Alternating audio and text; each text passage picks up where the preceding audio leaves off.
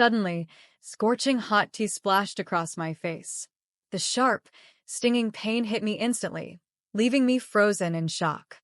As I wiped the burning liquid off, I looked up to see my mother-in-law, Amy, standing there, holding the empty cup in her hand. Her face was expressionless, cold and distant, as though she had meant to do it. I was trying to process what had just happened, but the shock left me speechless. This wasn't the first time Amy had pushed the boundaries, but I was certain it would be the last. Her icy eyes met mine, and as her harsh voice pierced the silence, I knew I'd reached my breaking point. My name is Cheryl, and I'm 35 years old. What started as a hopeful marriage to Scott has turned into a daily battle, one not only with him but also with his mother, Amy. Scott and I met in college, both pursuing degrees in business administration, dreaming of successful careers in finance. 5 years ago, we were filled with hope as we got married, ready to start a life together. But 5 months ago, Scott lost his job and everything changed. Since then, I've been working hard in the finance world, making a steady income of around $80,000 a month through stock trading. It's enough to cover our household expenses, but for Amy, it's never enough. She never fully approved of me, and since Scott's job loss, her resentment has only intensified. Despite my financial support, covering the mortgage, utilities, groceries, and more, Amy continued to demand more. Her latest request was that I contribute an additional $5,000 monthly, even though I was already shouldering every bill on my own. One morning, after Scott left for what I hoped would be a promising job interview, Amy cornered me in the kitchen. She sat at the table, sipping her tea and glaring at me as I cleaned the counters. Her words were laced with hostility as she said, "You think just because you're earning some money, you don't have to pay your share?" I took a deep breath, struggling to keep my calm. "Amy, I am covering all the bills. What more could you possibly want?" I replied, trying to keep my voice steady. Without missing a beat, she snapped, "I want you to contribute $5,000 more each month." She said it as if this was the most reasonable request in the world. I shook my head, feeling a mix of frustration and disbelief. "I'm already paying for everything, Amy. I don't have anything more to give," I replied firmly, though I could feel the tension tightening in my chest. Her gaze narrowed, and she hissed, "Then maybe you should think about leaving. If you can't pull your weight, you don't belong in this house." Her words stung, but they also solidified what I'd known for a long time. I was no longer welcome here. Amy was unwilling to accept me as part of the family, and her demands were only a reflection of her resentment. In that moment, I realized that I needed to make a decision not just for myself, but for my own peace of mind and self-respect. This was no longer just a struggle for acceptance. It was about reclaiming my sense of worth and finding a life free from this constant battle. That day, I finally decided I would no longer let Amy's disapproval define my life. I was ready to take a step towards a future where I could be truly happy, even if it meant leaving behind the life I had worked so hard to build. I was the one holding everything together in our household, not Scott. Yet, Amy had the nerve to demand even more from me. My patience finally snapped. "I'm not the one slacking here, Amy," I said firmly. "Maybe you should be asking your son to contribute before coming after me." That's when she lost it. In a flash of anger, Amy jumped up, grabbed her cup of tea, and threw it directly at my face. The scorching liquid hit my skin, but the shock and hurt from the vicious act cut even deeper. I stumbled back, stunned and silent, as she stormed off, muttering about how ungrateful I was and how I didn't deserve to be in her family. In that moment, I knew I couldn't stay in that house another day. That night, I packed my things and left. Scott wasn't home, probably at another unsuccessful job interview, I guessed. I didn't wait for him to return. I went back to my parents' house, feeling a mix of exhaustion, relief, and sadness. Days passed, and I didn't hear a single word from Scott. No call, no message. At first, I was surprised. I had expected at least some kind of apology or explanation. But as the weeks went by, it became clear to me that I meant very little to him, or at least far less than his mother did. A month passed, and my feelings for Scott began to shift. What once was love faded into a sense of clarity. I realized I couldn't return to a marriage where I was constantly devalued and manipulated. I began to consider divorce seriously, finally accepting that my happiness and self-respect were more important than holding on to a broken relationship. One early morning, the doorbell rang, pulling me from my thoughts. I glanced at the monitor and was stunned to see Scott and Amy standing outside. They looked exactly the same as the last time I'd seen them, as though nothing had changed. "What nows?" I muttered, feeling my frustration rise. Reluctantly, I pressed the intercom button. "Yes? What can I do for you?" I asked, keeping my tone calm despite the growing frustration inside me. Amy's voice crackled through the speaker, cold and sharp. "I've forgiven you, Cheryl," she declared, as if bestowing some grand favor. "Come back home now." My eyebrows shot up. "Forgiven me?" I repeated, both confused and angry. For what, exactly? I hadn't done anything wrong, yet here she was, acting as if she had power over me. Without another word, I ended the call and stepped away from the door, my heart racing with anger. But they didn't leave. Instead, they started banging on the door, their voices growing louder and more insistent. "Don't just hang up on us. Let us in," Amy shouted. Not wanting to disturb my parents or the neighbors, I reluctantly opened the door, deciding it was better to hear them out and bring this ordeal to a close. Scott and Amy stepped inside, and I motioned for them to sit on the living room sofa. I took a deep breath, preparing myself for whatever confrontation awaited me. I was done being trampled. This time, I was determined to get the answers I deserved. I took a steadying breath and faced them both directly. "What do you want?" I asked, cutting straight to the point. Amy leaned forward, her gaze sharp and unyielding. "You need to come back," she declared, her tone dismissive. "It's time to stop acting like a child and return to your responsibilities." My jaw clenched at her words. "You told me to leave, Amy. I left because of you. Now, you expect me to come back like nothing happened?" My voice was calm, but I could feel the frustration bubbling beneath the surface. Our conversation quickly turned heated. Amy accused me of abandoning Scott and my duties to the household, while I reminded her of the mistreatment and constant hostility I had endured under her roof.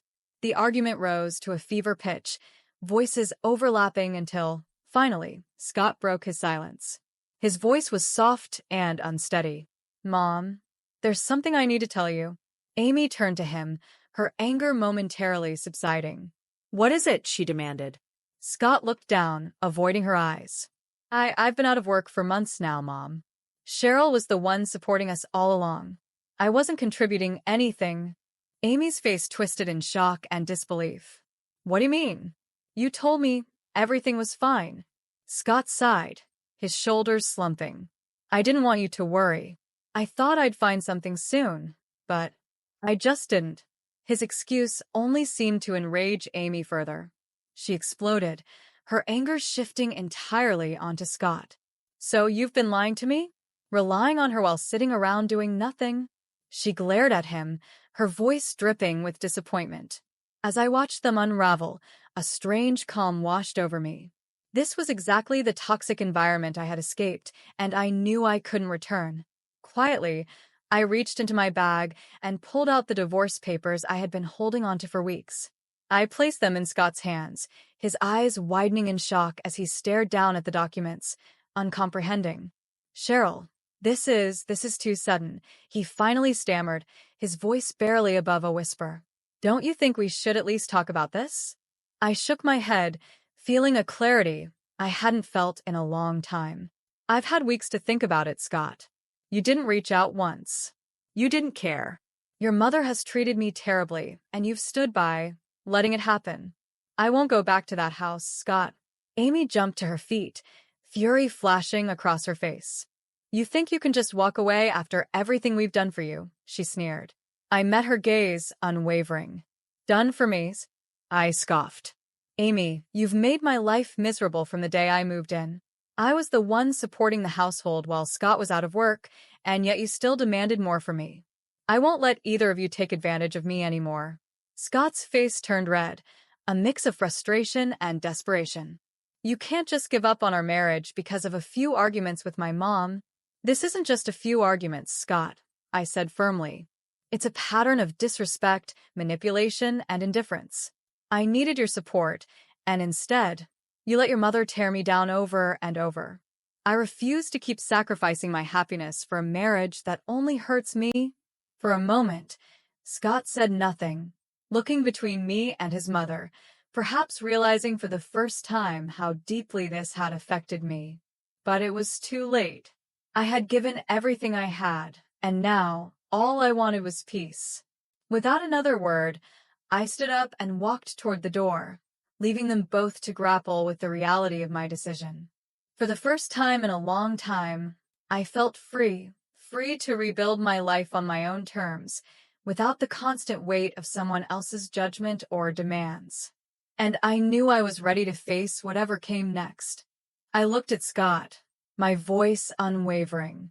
You stood by and watched while your mother verbally and emotionally tore me down.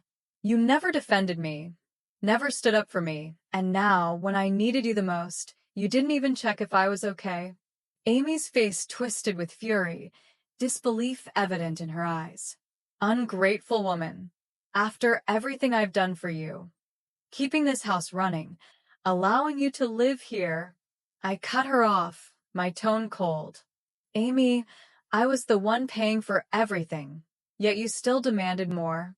The room fell silent, my words settling heavily in the air. Scott glanced between me and his mother, clearly at a loss. He knew it was true. He had relied on me, doing little to change our situation. I'm done, Scott, I said, my voice final. Sign the papers. He hesitated, his hands trembling as he held the pen. Are you sure this is what you want? He asked, his voice low, almost as if he hoped I'd reconsider. I've never been more certain of anything, I replied, feeling a wave of relief wash over me as he signed the papers. Amy, unable to contain her anger any longer, stormed out of the room, her voice echoing down the hallway. You'll regret this, Cheryl. You'll regret leaving us. I watched her leave, her threats fading as she disappeared down the hall. But I felt no fear, no regret, only peace. It was finally over. 5 weeks passed, and life at my parents' house felt calm and simple. The divorce papers had been filed, and I was slowly piecing together a new life. Then, one afternoon, my phone rang unexpectedly. It was Amy. What do you want? I asked, keeping my tone neutral even as I felt a twinge of anxiety. Cheryl, the electricity and gas have been cut off, she said, her voice edged with desperation. I know you're no longer with Scott, but could you at least help us pay the bills this month? Just until Scott finds a job. I was stunned. After everything they'd put me through, she was asking for my help. No. Amy, I replied firmly, I'm not responsible for your household anymore. Ask Scott to take care of it. She scoffed, her voice sharp. He can't. He hasn't found a job yet, and we need help. Then you'll have to figure it out, I said calmly, my hand hovering over the end call button. I'm not getting involved anymore. You can't just abandon us like this, she shouted, her voice laced with anger and desperation. I'm not abandoning anyone. I'm moving on, I said, and with that, I ended the call and blocked her number. A few more months passed, and life finally began to settle into a new, fulfilling rhythm. I focused on my work, my happiness, and my goals. I was thriving, free from the weight of their constant demands. For the first time in a long time, I was building a life that was entirely mine. I received a message from Scott one day. He apologized for everything, admitting he should have defended me. He mentioned he'd finally found a job at a factory. Despite his apology, I felt no need to reconnect with him or his mother, so I blocked his number as well. I had moved on, and reopening old wounds felt pointless. About 5 months after the divorce, I met someone new. His name was Jerry, and he was kind, dependable, and respectful. Everything I had hoped for but never found in Scott. We took things slowly, enjoying each other's company without rushing.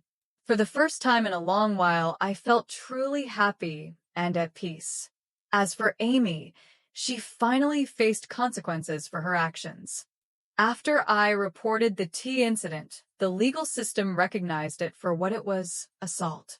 She was charged, fined, and sentenced to community service. Scott, on the other hand, was ordered to pay spousal support, a fitting consequence for his inaction and reliance on me throughout our marriage. In the end, I had gained more than freedom from a toxic relationship. I found clarity, confidence, and a new sense of peace. My life was moving forward. I left behind the manipulation, constant criticism, and heavy expectations that had weighed on me.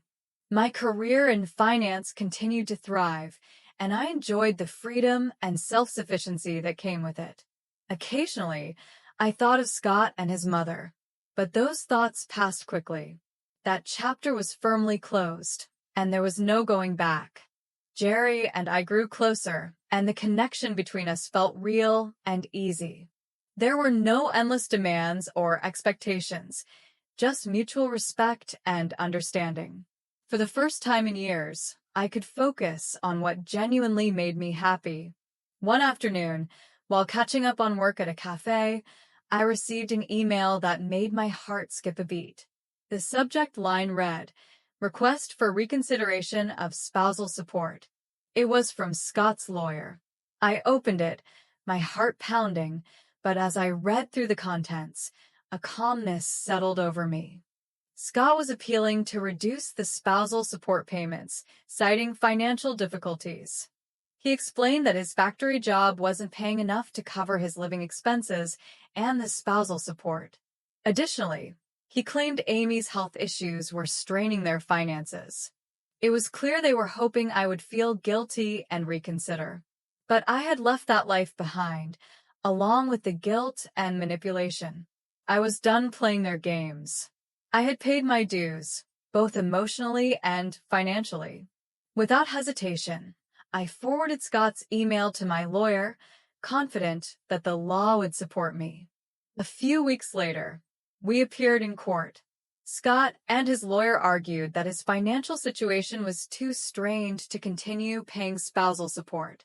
He presented documents showing his minimal earnings from his factory job and highlighted Amy's increasing medical expenses. But my lawyer was prepared. She pointed out that throughout our marriage, I had been the primary and often sole financial provider while Scott contributed very little. The spousal support was fair, given the years I had spent supporting him and his mother. My lawyer also reminded the court of the toxic environment I had endured, especially mentioning Amy's assault on me. As the hearing continued, I noticed the frustration building on Scott's face. He was not used to facing the consequences of his actions. For the first time, he was being held accountable, and it clearly unsettled him. After carefully listening to both sides, the judge delivered the verdict. Scott's request to reduce spousal support was denied. Although the court acknowledged his financial struggles, they weren't enough to justify lowering the payments.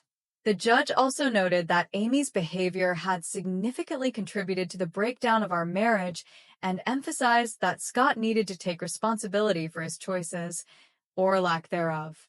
As we left the courtroom, Scott approached me, his expression a mix of frustration and desperation. "Cheryl, please can't we work something out? I'm struggling." "You don't have to do this," he pleaded. I looked at him, feeling a fleeting pang of sympathy, but quickly reminded myself of everything I had endured.